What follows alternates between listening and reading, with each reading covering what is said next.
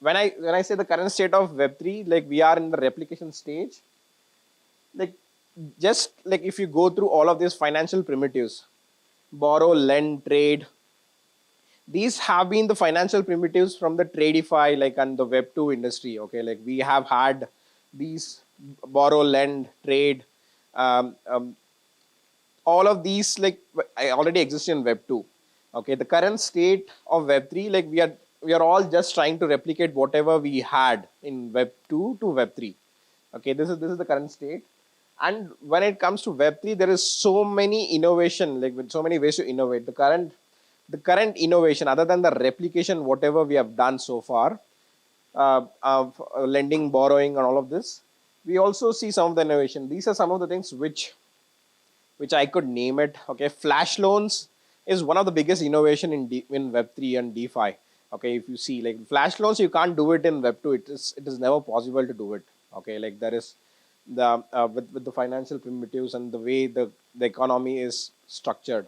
Okay, and the NFTs, you can never imagine this, like the transferring of ownership and putting so many different types of content in one bundle. Like that's what we call it, NFTs, right? Like so all this is definitely innovation and creator economy. If you are if you are really good at something, you can easily make create your own content and create like wealth from it.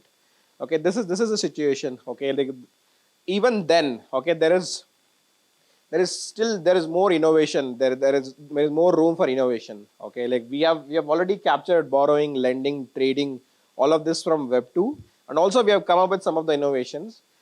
Still, like we are too early for Web3. Like it's not it's because we see there are so many hacks happening. This is exactly what happened when the Web2 started, when internet came in. Okay, like this was the same situation. Okay, now we see about so many hacks. This was the same situation in web era as well. Okay, like what is the why do we need Web3 adoption? Okay, like Web3 adoption, like right now, uh,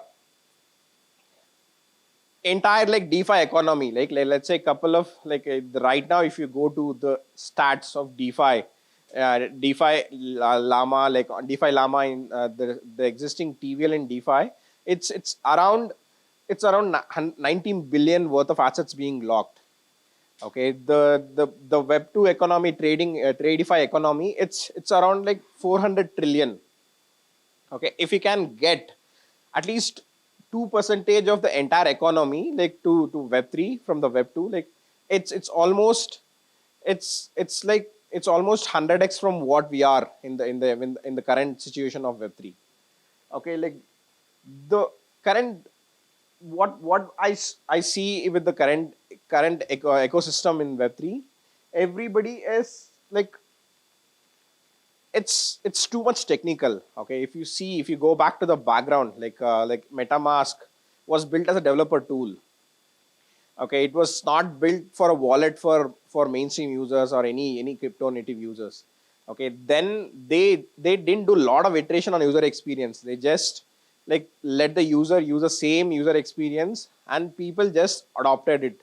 Okay, like even then, even there is so much difficulty in terms of onboarding into MetaMask and scarcity and all of this. Still we have like so much money coming into Web3. Okay, like but it's when it comes to mainstream users, you can't force them like to go to like desktop. Okay, if you think of Indian economy, okay, if you think of Indian population, and average age of Indians is just 29. Okay, and by virtue of Dhirubhai Ambani and Jio and all of these guys, like we have uh, internet to like more than 90 percentage of these this like young people, and also almost all of them have access to mobile. So when you have so much access to internet and mobile, you can't force all of these mainstream users to use desktop. That has been the biggest problem. And uh, and and when it DeFi, okay, like when I discuss this like with everyone. Okay, when there was a ICO boom way back in 2017, there were so many projects who came in. Okay, like there was everybody wanted to like you use blockchain for supply chain. They wanted to use um, blockchain for communication. There are so many use cases, but none of them like came into the implementation level, and then nobody could execute it. Only use case which people were successful in implementing was DeFi. DeFi was one of the first use case of crypto, which was actually like started like making sense. Okay, like, and even when we know like we need to bring adoption to Web3, we need to bring adoption to NFTs, create our economy and all of this. But even then, when you talk to protocols, okay, when you talk to protocols and dApps and all of these guys, all of these Web3 like DeFi apps are like just optimized for desktop experience. Either you go to through the Chrome extension, or you just like open it to the dApp browser. This has been the situation because these protocol builders are good at building the protocol itself. Okay, like so there has to be somebody who has to build the user experience for it. Okay, if you see Zerodha, okay, like Zerodha, like they didn't do like much difference. Okay, like we had a trading based apps even before. Okay, like same with Robinhood in US. Okay, like when there was some one group of circle, like they used to trade options, they used to do everything even before like Robinhood came in. But Robinhood came in and they simplified it by like buying and selling in three taps on mobile. That's how they were able to increase so much adoption for options and create awareness. Now we see Upstocks grow. There are so many other apps, okay, which is still tapping into mutual funds and and SIPs and stuff. But we have to like build mobile experiences for DeFi. That's when to build a like mainstream adoption for DeFi.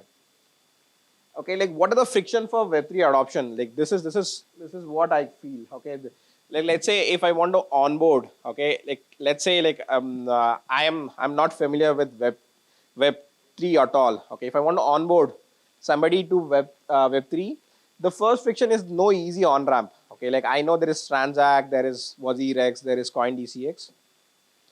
So if you go to WazirX, if you go to CoinDCX, like you will at least take a couple of hours to figure out. Okay, like if you want to buy your first asset, to buy it. Okay, like, and then even with the Transact, like there is this friction of KYC. Like you can't avoid it because of AML KYC compliance. So this is one of the major friction for Web3 adoption. Okay, even in India. Okay, like the mindset of Indians. Okay, like like how how credit became so big, and how like financial products in India is highlighted. Okay, like every time, like there is only one marketing playbook. Okay, you hire a cricketer, you hire somebody from the movie industry, and just like advertise them, like you put X amount of money, it will become 2X, something like this. Okay, this has been the like marketing playbook for any product which is coming out of India. But without, like, even if like Ranveer Singh comes and like explains like this is like this where DeFi is really good, if somebody downloads, there is no easy funnel to get into actual DeFi protocol itself. Okay, it's really difficult. Okay, and I also say I also see this as a biggest friction. There is no easy way to manage private key and seed phrases. Okay, the first step is to create a wallet itself. If for the non Web3 user, if you put a disclaimer saying if you lose your private key, if you lose your seed, you lose the funds, they'll stop it then and there, because it's too much technical, and it's nobody goes ahead of it. Okay, like that's another thing. And the next thing was this, like there is no easy way to discover and explore DeFi, because it's DeFi is still termed as very very um, complex system. Okay, like even though we do the same thing what we did in Web 2, everybody says it's really difficult to figure out where, like, if I want to have a lending opportunities, like, where do I go and figure out what are the lending opportunities? Okay, and desktop only experience, this I already explained. Okay, like, I want to talk about Web3 wallets as well, the current Web3 wallets, like how I like what are Web3 wallets and stuff. So the biggest difference between Web 2 and Web 3 is the transfer of data and transfer of value itself. Okay, like when you're transferring the value, you have to understand. Okay, like, we do the same thing, like signing the way we do it in the traditional finance, signing a check. Okay, like, we do the same signing of transaction here for like transferring a value.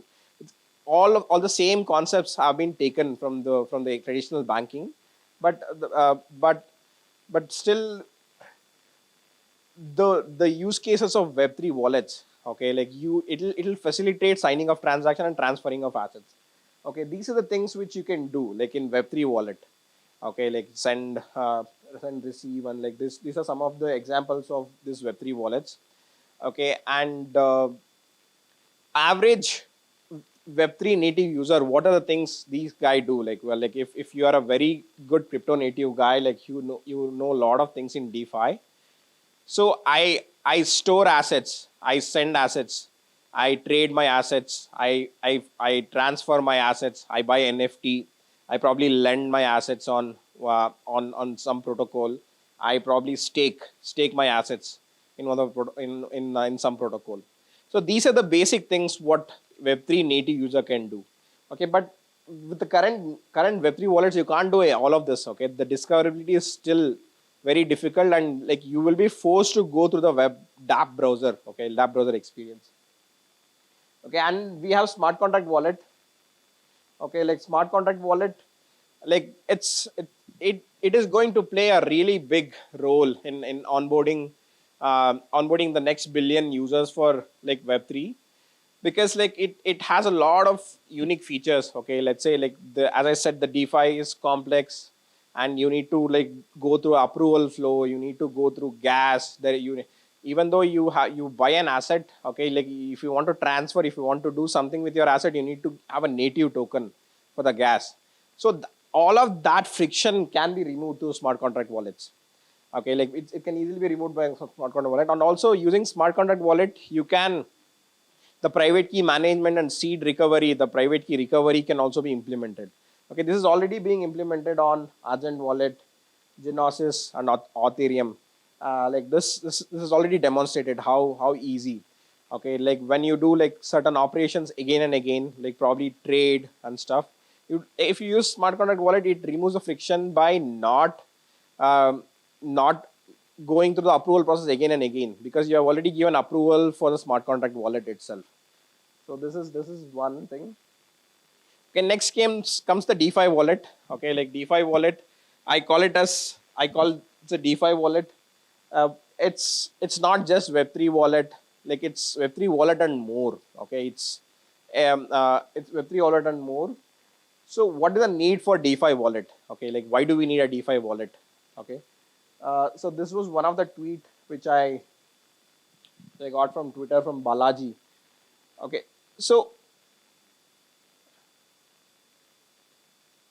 yeah, these are the things which we need to like encourage to do it in an easy way. Okay, like, you just, it's wallet is not just for storing. Okay, like, if you have an asset, you also need to have a way to earn from it, you like an easy way to like earn from it.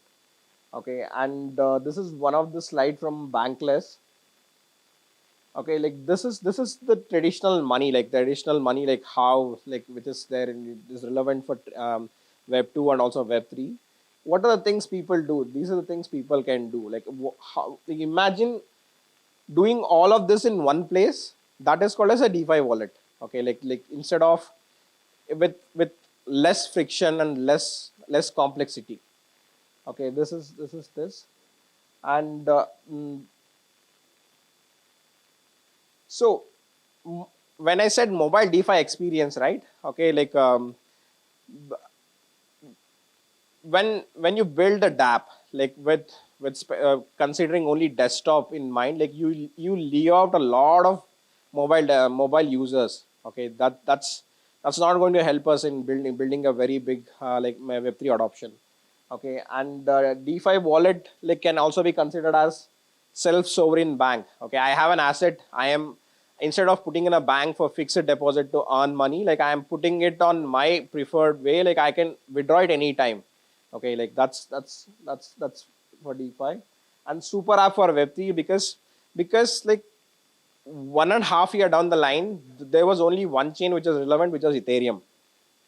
Okay, but now there is so many chains and L2s and so many chains. We need to like we need, there is so much more fragmentation. Okay, every ecosystem builds a new products, every ecosystem builds a new protocols. Okay, when there is so many chains and so many assets, okay, like so many assets and protocols, you just need one app to manage all of this in one place.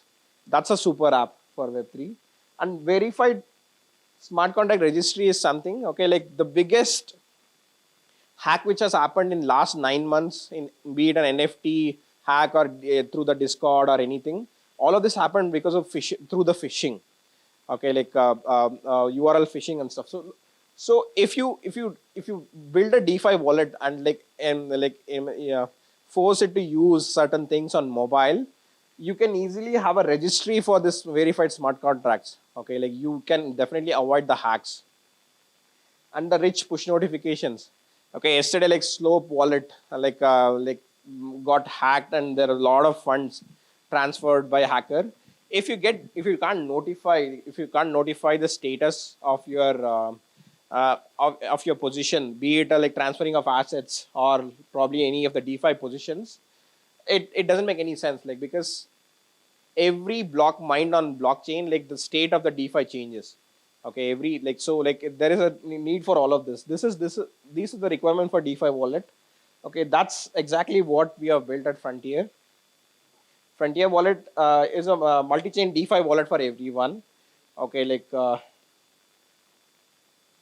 uh,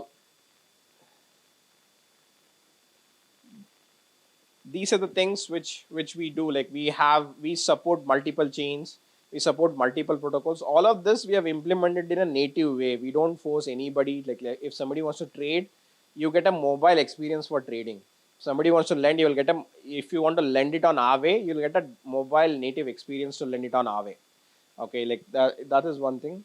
And the most important aspect in DeFi, which is interesting to like get the mainstream adoption, is earning from crypto.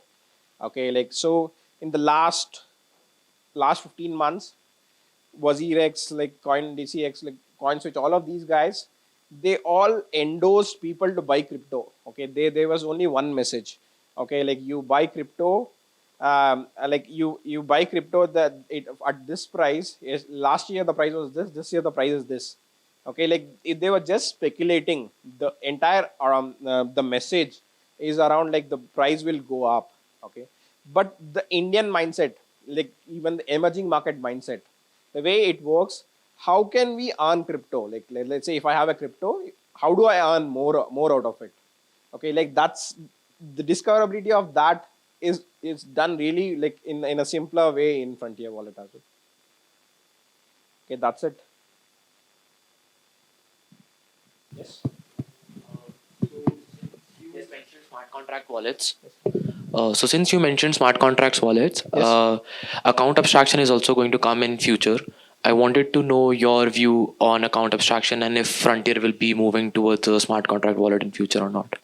Yeah, so I keep telling this in a lot of podcasts as well. So like I get this question, it's a great question. So like when I said DeFi has 90 billion worth of assets, okay, like how much percentage of these assets has come from smart contract wallet? Like does it like it's, if it is a smart contract wallet, all of the data is on chain. Okay, like if you go do an analysis of smart contract wallet, it's hardly 2% of the assets come from the smart contract wallet. So the way I look at it, we have to build it for the existing 90 billion TVL, then build it for the next billion users. This 90 billion TVL has come from the crypto natives. Whatever the product we build, we have to build it for the existing users and then come up with a funnel to onboard a mainstream user. Okay, like I said, all the frictions. Okay, when I said the frictions, you build a native interface, you build a mobile interface for all the DeFi existing protocols.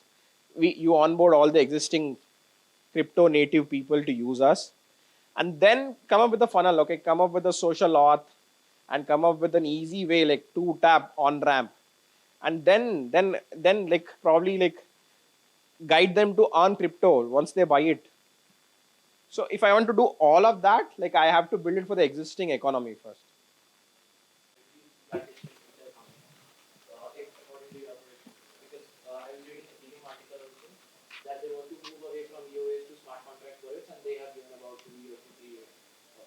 That's what I'm telling you, right? Like, but we have to get more adoption.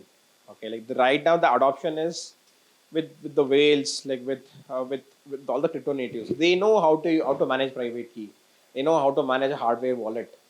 Okay, they like, but this smart contract wallet is required to take it to next level. Okay, like first, if we can remove that friction, smart contract wallet can remove one of the social recovery, and you have to come up remove the friction of on ramp as well.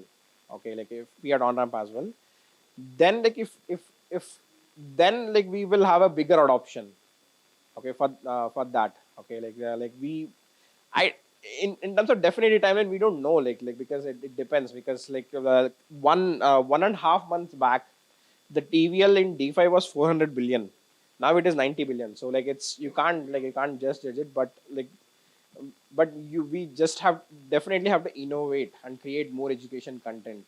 Okay, like then things will happen for sure. Yeah, hello. Hi. Hi. So are you looking at the payment space? Like, I totally get the whole point of a self-sovereign bank account. And are you looking at how payments can be made? Like, Apple Pay, where you can just tap and pay. And now I have a wallet on my phone. So do you have any thoughts on that? How we could just pay with stablecoin or any cryptocurrency with it, point of it sale merchants? it goes back to like having a really good on ramp infrastructure.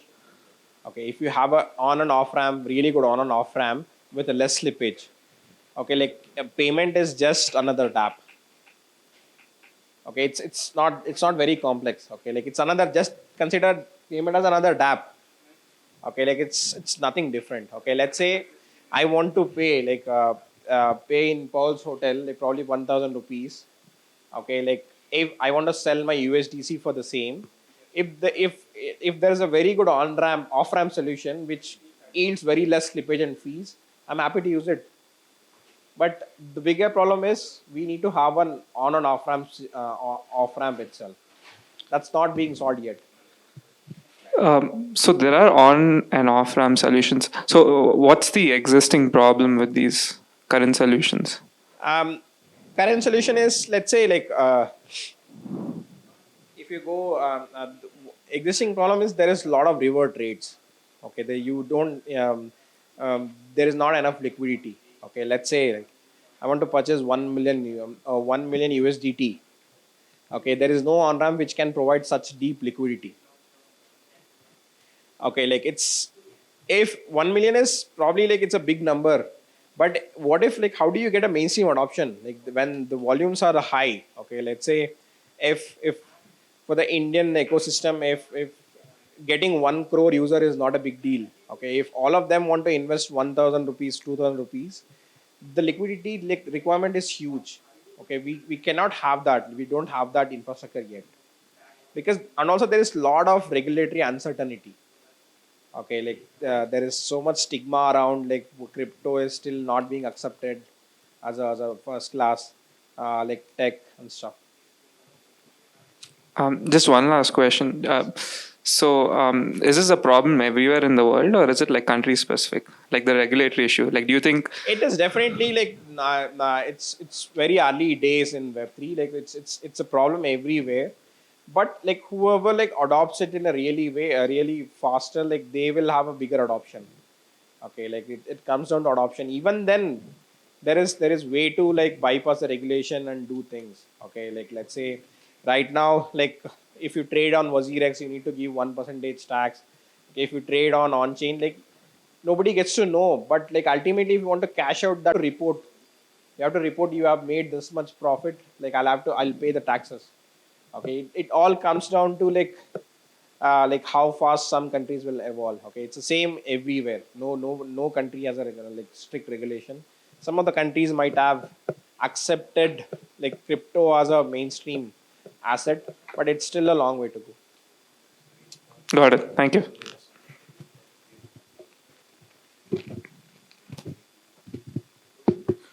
Could you shed some light on how your experience has been building a DeFi wallet on the mobile platform, and what are the potential blockers you faced, and what do you think generally needs to be improved upon?